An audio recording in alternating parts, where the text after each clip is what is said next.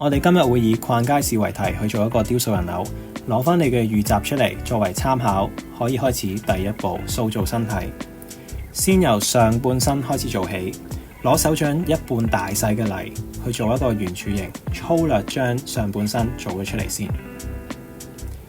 然之後根據你哋參考人物嘅體態去加或者去減一啲泥塊，做返佢嘅體態出嚟。例如你想做一個肥啲、圓潤啲嘅感覺，你可以喺肚腩嘅位置加啲泥塊去做返一個肚腩出嚟。咁記得唔好就係做正面，側面同埋背面都要塑造嘅。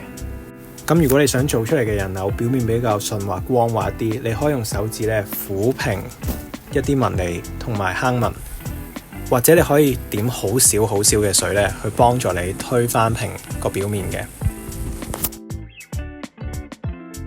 到塑造頭部，大概攞身體1/3嘅泥塊啦，去搓成圓形。手勢咧就好似平時搓湯圓咁樣，放喺手心搓成圓形，記得輕輕力就得啦。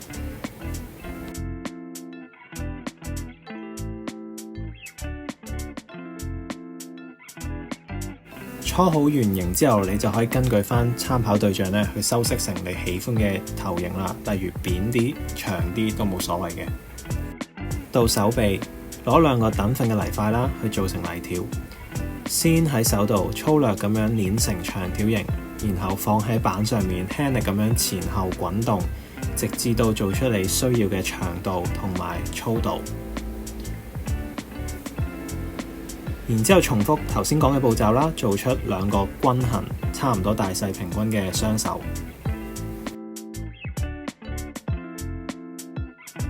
到做腳啦，同頭先步驟相若，但係今次嘅泥塊咧需要大份量啲，最好係身體嘅一半啦。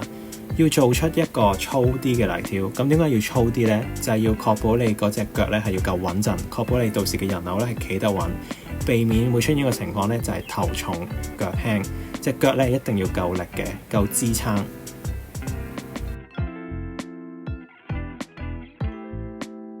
第二步，接駁。攞起你哋嘅頭同埋四肢啦，可以先輕輕咁樣定一定位，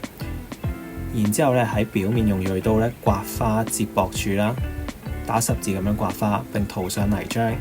咁兩邊都要刮花同埋塗泥漿嘅，然後輕輕咁樣摩擦加以固定，確保佢唔會甩出嚟啦。